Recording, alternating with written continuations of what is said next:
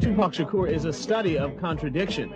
The million-selling rapper is praised by many for his socially relevant raps, like Keep Your Head Up, a salute to black women who aren't getting support from black men. On the other hand, he's criticized for his gangster image. He's a budding young actor who has been praised by movie critics as someone with real acting talent. Yet with all this going for him, many say he's risking it all. You see, Shakur is also a young man in trouble with the law. He faces numerous charges across the country. Among his legal woes, he served time in jail for assaulting a movie director that fired him from a project. He's apologized for that one. He's been involved in a shooting incident with an off-duty police officer, and in October, he faces trial on charges of sodomy. I caught up with the popular rapper in his friend's bookstore in Atlanta.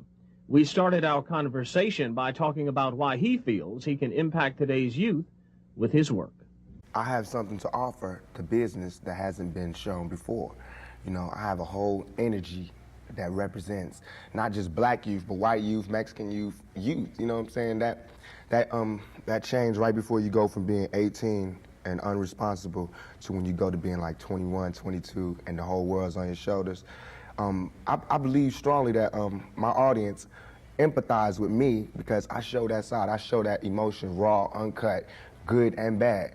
And so I think I can bring that more funnel, more directed into screenplays, more albums, producing, managing, you know what I'm saying? If I can figure out just how to control it, I can use it on a lot of different levels. In fact, it is that raw, uncut energy that Shakur brings to entertaining that has won him a legion of fans. I wondered how he's handling this pretty heady stuff at the tender age of 23. It's amazing. I'm almost more in awe of the people in awe of me than they are of me. You know what I'm saying? I trip off because it happens out of nothing. It just goes, you know, everybody just be screaming and acting, and I just trip. I get uncomfortable, and it's like similar to a deer being caught in the headlights. I just freeze, you know, and I don't know what to do. I don't know if I should be what they want me to be, or if I should make them hate me so they can stop. You know, like say something mean so they can just stop. But I'm just like caught in the middle of it because you can't. I mean, no one can do that. Police can't do that. They can't stand in front of all those people and control them with a gun and mace and all that. So me with just words, it's like a battle to find the right words to say at the right time.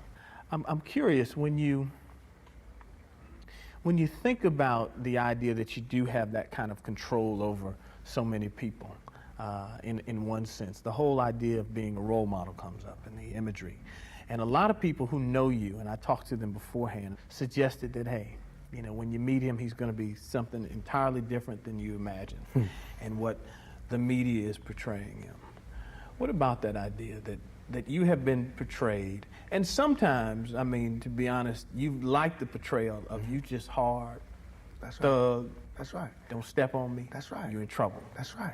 Yet there's another side to you, too. What about that idea that you've got to be able to figure out where you're going? To me, it's like it is my sensitive side that likes to blow up the hard side. Because if my image or my reputation can stop a confrontation before it happens, I'm fine. You know what I'm saying? I know how it is day to day. It's a constant man ego check going on in this street, in this world. So part of that is just like, you know, that's my resume. But as far as the media, they look at it as something different. They don't care about my resume. They don't care about me not getting in trouble. It's just another story, you know, and it's a real story. They don't have to pay for it, and they're going to milk it for all it's worth. As far as people, they want me, when they first see me, to humble myself. They want me to be like this and da-da-da, just because they're scared of me. But I don't feel like that's my job, to humble myself, to show you that I'm not a threat. I'm not a threat, unless you're a threat to me.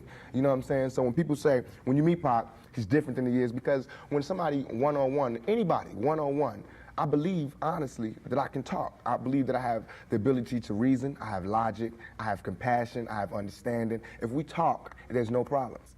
You know what I'm saying? But that's not what happens. People use what they heard in the media, and that's how they come at me. And then, you know, we got to clash. One of the things that you read in the media is that you're angry, that you personify your generation, that you just got some angry folks out there, and you're one of them.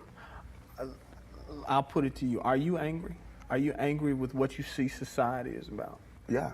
I'm extremely angry, confused.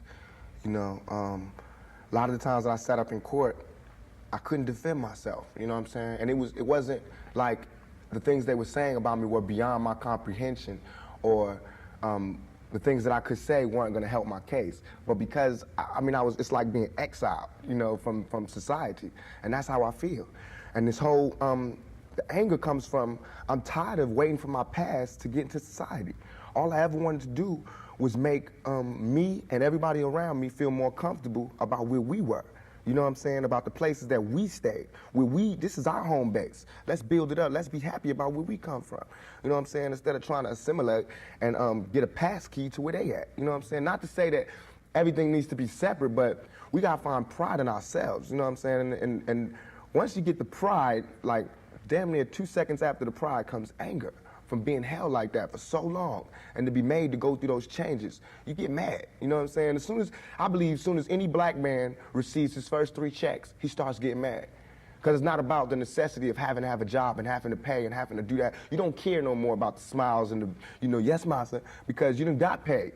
You know what I'm saying? And now it's like you want to save money. You want to help other people. And you see how far it is, how far you have to go to help anybody in your neighborhood. It's set up for me when I get paid, for me to exit the ghetto. You know what I'm saying? The only reason I've had these problems is because I haven't left yet. And these problems don't come from a white man. It comes from just society, the problems that we have. Let me put this to you. A lot of people tell me Tupac is, for the most part, a nice guy. This old thug thing, hype. Good for record sales. Helps him identify with the young people who are out there and angry, who would maybe label him a sellout, like they did Hammer, if he didn't have that hard side. What about that? First of all, nobody could call me a sellout. I'm not going for that. I'm not even in that. I'm not looking for approval from the black community, because we don't give approval.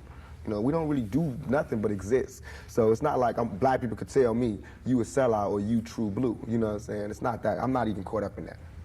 But I can see that, you know what I'm saying, the one thing we do have in common as black people is we share that poverty.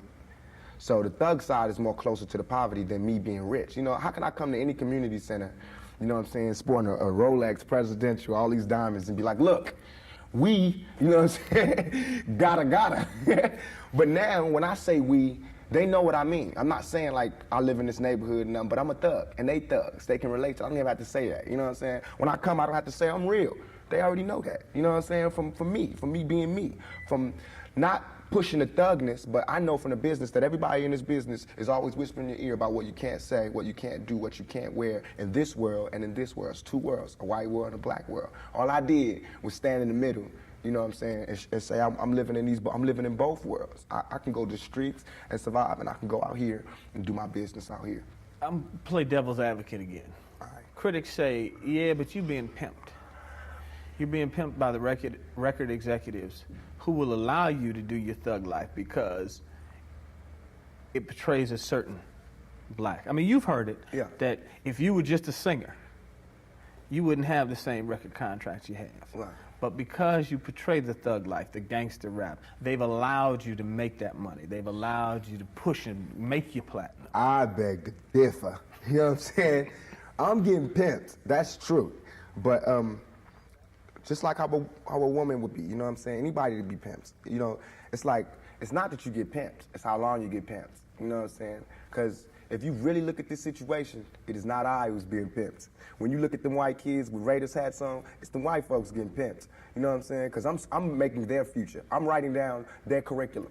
Right now, what I write in my album today, when it comes out in 2 months, that's what white kids is doing. So who really is getting pimped? What I'm writing in my raps is what them white kids is gonna be saying to their mamas and daddies when they come home. Who is getting pimped? You know what I'm saying? I'm a high school dropout. You know what I'm saying? As far as my teacher told me when I was in high school, I ain't gonna be, you know what I'm saying? I just gotta, it's going down. You know what I'm saying? It's going down. You know, everybody's getting pimped. Whether you work a 9 to 5 or whether you work for yourself, you're getting pimped by somebody. That's not the crime. The crime is how long you allow yourself to get pimped. You have to come up. Everything is a come up. Everything is a struggle. You start from the bottom, working to the top. I asked Shakur about his feelings on people like New York minister Calvin Butts and the Reverend Jesse Jackson, who have been critical of Shakur and others for the gun-toting image many young rappers have. There's nothing criminal about bearing arms. You know what I'm saying? Nothing. Only the press and the media make you think that a black man arming himself is illegal or criminal, or that he wants to arm himself to rob a liquor store or something. You know what I'm saying? That is for me to defend myself, and it should always be. It's just about surviving, you know, and we have to be honest about the tools that we use to survive. And why is a black life any more recoupable than a white life? You know what I'm saying? We know that they don't put the same security in the ghetto that they do in the whites in the white neighborhoods. So therefore, for me to be out here saying don't, you know, put your guns down and no violence, that's hypocritical. And if I didn't talk about the violence, everybody would act like the violence wasn't there.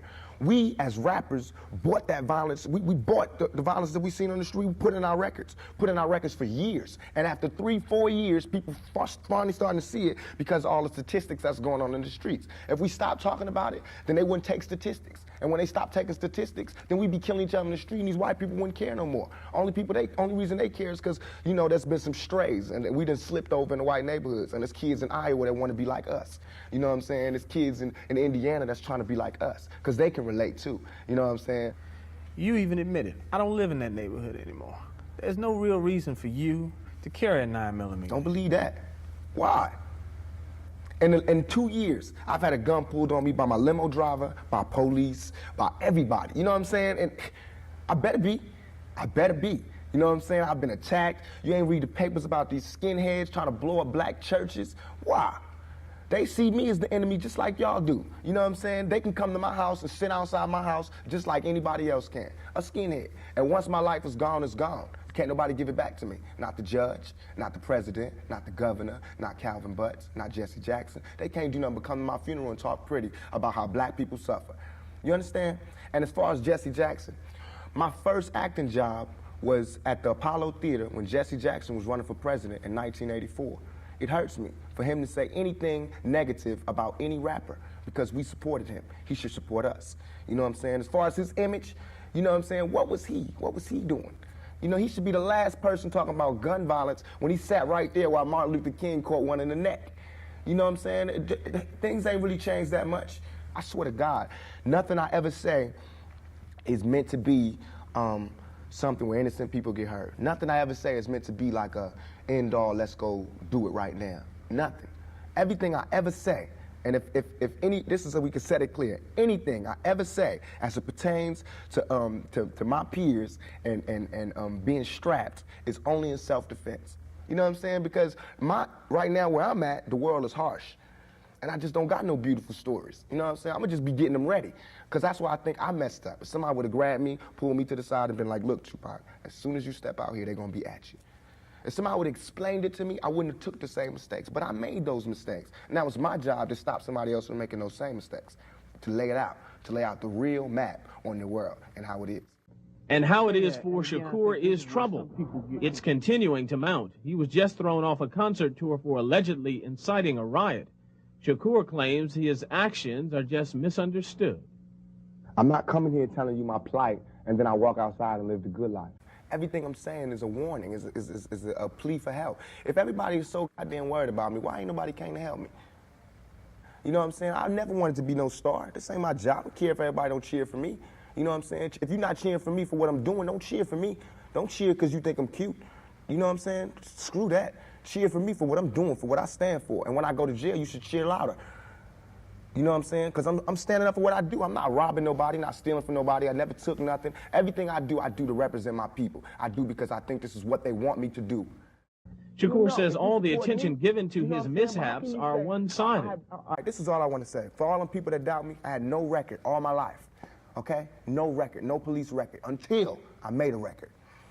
As my video was debuting on MTV, I was behind bars getting beat up by the police department. I got a $10 million lawsuit. They said they would settle with me and everything. You know what I'm saying? But nobody cared about that. That wasn't blew up all in the news. They didn't see me. They did not see me on TV with my eye busted, my head busted. There's pictures of those. In Oakland, yes, in Oakland. You don't see them pictures. You see pictures of Tupac coming out of jail in cuffs. You don't see pictures of the police standing over me beating my brains in. You don't see that. But I see that. That's what I see. You know what I'm saying? So it's all real. And I feel like just like a woman that's raped, any woman that's raped would never, ever allow herself to be raped again. Am I correct? Any woman that's violated would never allow herself to be violated again. Same thing. You know there are going to be people who sit here and say, how can you say that when you're faced with that charge? That's In how New I can York say it. We got people in my own community that will get me. Why? Because I got it. Now this girl, who I can't say her name, but if I was to say her name, 1,000 all over the world would go, I put this on everything I love, on everything I love. When I was in Atlanta, I was pulled over at the gas station. Some dudes from New York pulled over next to me and told me the girl's name. They said, I know the girl that did it. They told me her name and where she's from, say she's scandalous. I can't go on TV talking about this girl, because that's what they want me to do. They want me to get on TV and talk about my black sister is a hoe, and she's a bitch, and she's a money grubber. I ain't fit to say that. I don't have to do that to show that I'm innocent. You know what I'm saying? I'm not guilty. People should look me in my eyes. They should look me in my eyes. And anybody that thinks I committed that rape should go get Brenda's Got a Baby and keep your head up and listen to him thoroughly. It was hard to imagine that you would do that. It shouldn't be nothing for, it should not even be to me. I have no patience for anybody that doubts me. None at all. It's too hard out here.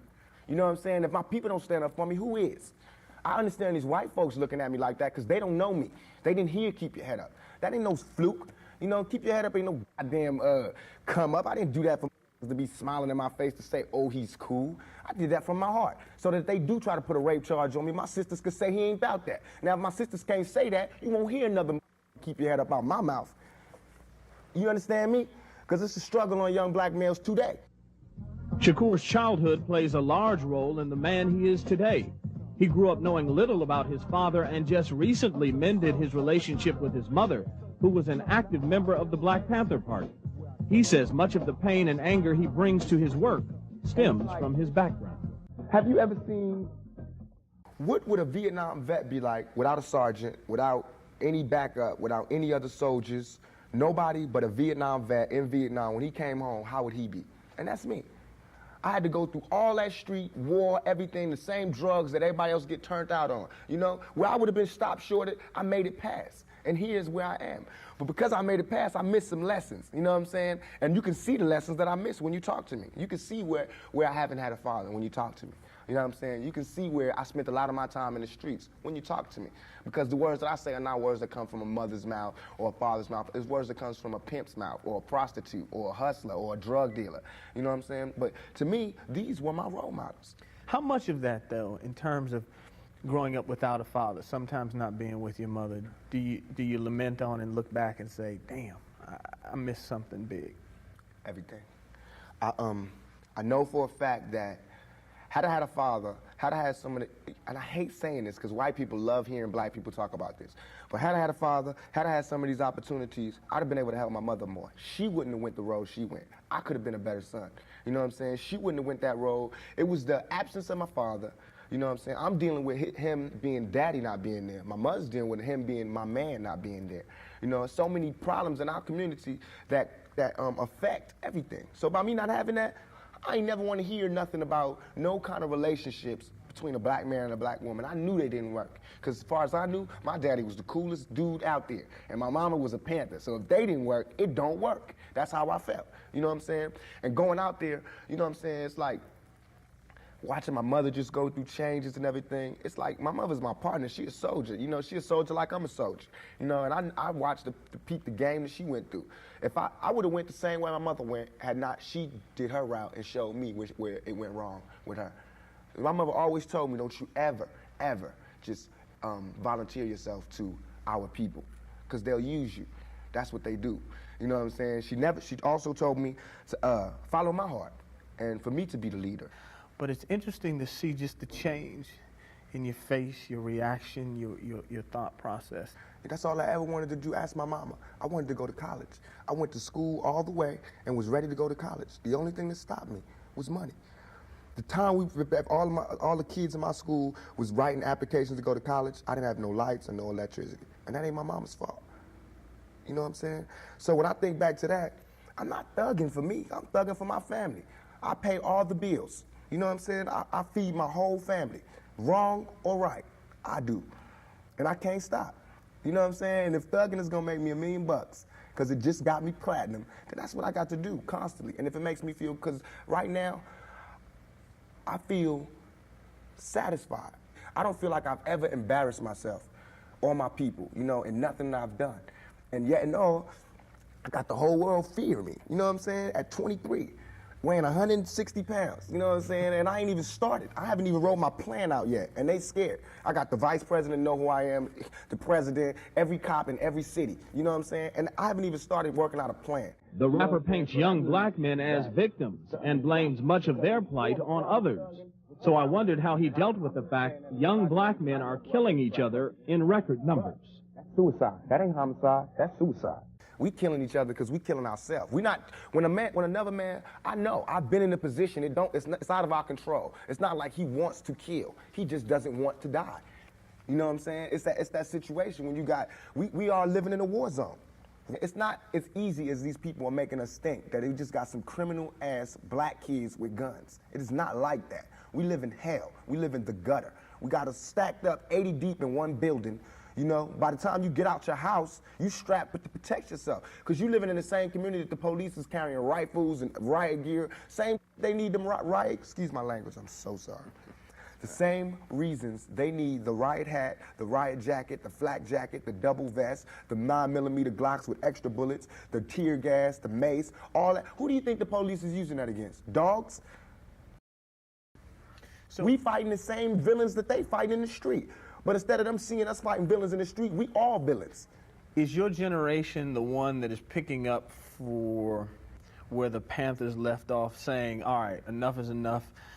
The generation before us forgot about the fight. We're picking it back up. Not only forgot about the fight, forgot about us. Yes, and we're picking it back up. But at this level, all we're trying to do is unite. And right now, as a year, we got 1 million people that's listening. Now we can tell them something. Now we can try to get them that way, and we might lose some. We might gain some, but we would never even had that audience had we not said what was real. You know what I'm saying? And the main thing for us to remember is that the same crime element that white people are scared of, black people are scared of. The same crime element that white people fear, we fear. So we defend ourselves from the same crime element that they scared of. You know what I'm saying? While they waiting for legislation to pass and everything, we next door to the killer. We next door to him, you know, because we up in the projects where it's 80 in the building. All them killers that they letting out, they right there in that building. But it's better, just because we black, we get along with the killers or something? We get along with the rapists because we black and we from the same hood? What is that? We need protection too. Finally, I want to ask you about something that someone else asked you in the interview, and I thought the answer was interesting because I think it speaks to you and your generation a lot. Someone said, where do you see Tupac 10 years from now? You said, hey, I just want to be alive. That's real for you. That's so real. I made a metamorphosis. I'm a new person today because I used to strongly and honestly, I feel like I could represent my generation so much because I honestly did not care whether I lived or died. But now, I cannot die with people thinking I'm a rapist or a criminal. I can't leave until this shit is straight. You know, I'm not suicidal. I can't go until y'all really know what time it is. And then after that, boom, it's all over. And we can see, you know, how this shit fall. But that's how it is. And the reason being is because if I can't live free, if I can't live with the same respect as the next man, I don't want to be here. Because God has cursed me to see what life should be like. If God wanted me to be this person and be happy here, he wouldn't let me feel so oppressed. He wouldn't let me feel so trampled on. You know what I'm saying? He wouldn't let me think the things I think. So I feel like I'm doing God's work. You know what I'm saying? Just because I don't have nothing to pass around for people to put money in the bucket don't mean I ain't doing God's work. I feel like I'm doing God's work. You know what I'm saying? Because these ghetto kids ain't God's children, and I don't see no missionaries coming through there. You know what I'm saying? So I'm doing God's work. While Reverend Jackson do his up in the middle class, and he go to the White House and have dinner and pray over the president, I'm up in the hood, you know what I'm saying, doing my work with my folks. And just because I don't live there don't mean I don't go there. I got to go there because I can't hang nowhere else.